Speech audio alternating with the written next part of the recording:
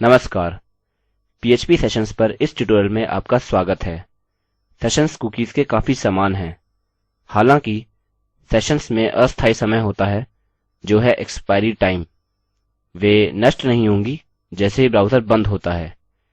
Page से सभी connection गायब हो जाते हैं। अतः सेशंस कुकीज़ के समान नहीं हैं क्योंकि आप विशेष एक्सपायरी टाइम सेट नहीं कर सकते हैं और वे उसी तरीके से संचित नहीं होते हैं।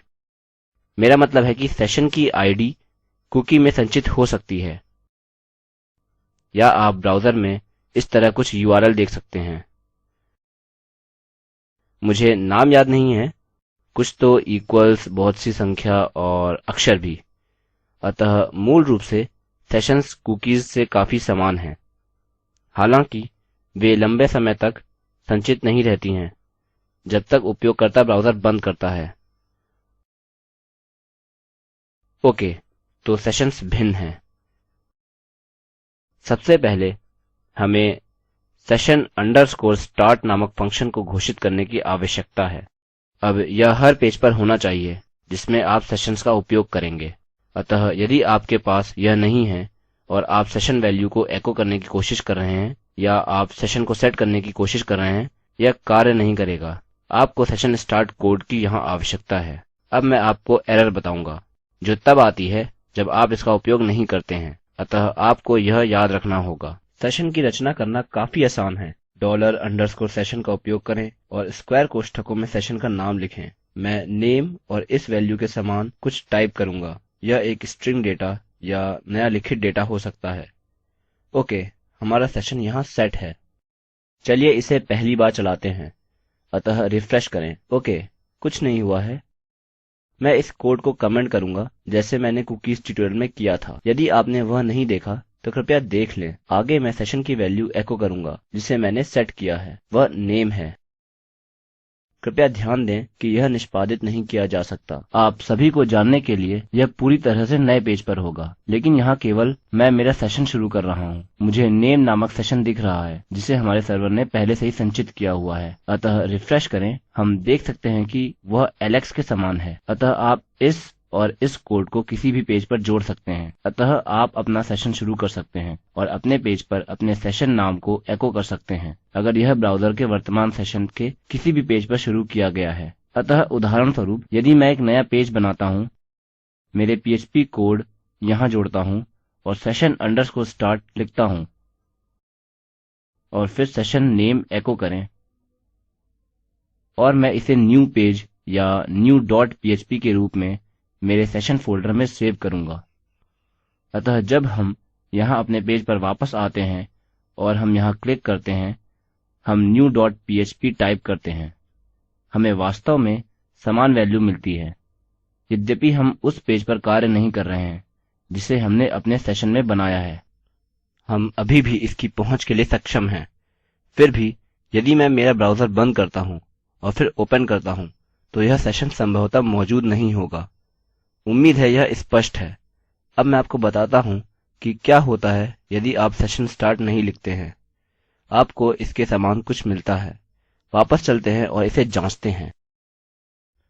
यहाँ क्या हुआ है कि हमें कोई भी आउटपुट नहीं मिल रहा है क्योंकि हमने अपना सेशन शुरू नहीं किया है। जब हम session _ टाइप करते हैं, आप देख सकते हैं कि हमें आउटपुट के रूप में अपनी वैल्यू मिली है। मेरे पास आउटपुट ना होने का कारण है क्योंकि मेरे पास उस प्रकार की एरर रिपोर्टिंग नहीं है।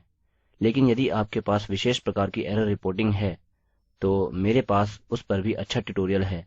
फिर संभवतः आपको एक एरर मिल जाएगी। अतः अब आप इसे बंद कर सकते हैं और मैं आपको बताऊंगा कि सेशन को अनसेट कैसे करें। यहाँ इसको एको करने के दो तरीके हैं। अपने सेशन को अनसेट करने के लिए या तो अनसेट और फिर कोष्ठकों में सेशन या भिन्न कमांड का उपयोग करें और वह है session _ destroy। तथा इन दोनों कमांड्स में भिन्नता यह है कि session _ destroy पूर्ण रूप से सेशन को नष्ट कर देगा जिन्हें आपने अभी रखा है और अनसेट विशेष सेशन को अनसेट करेगा। अतः यह आपकी इच्छा है। आप उपयोगकर्ता को लॉग आउट भी कर सकते हैं और session _ destroy लिख सकते हैं। वह सभी वर्तमान सेशन वेरिएबल्स को हटा देगा जिन्हें आपने अभी रोक रखा है, या अन्यथा आप केवल विशेष को अनसेट कर सकते हैं।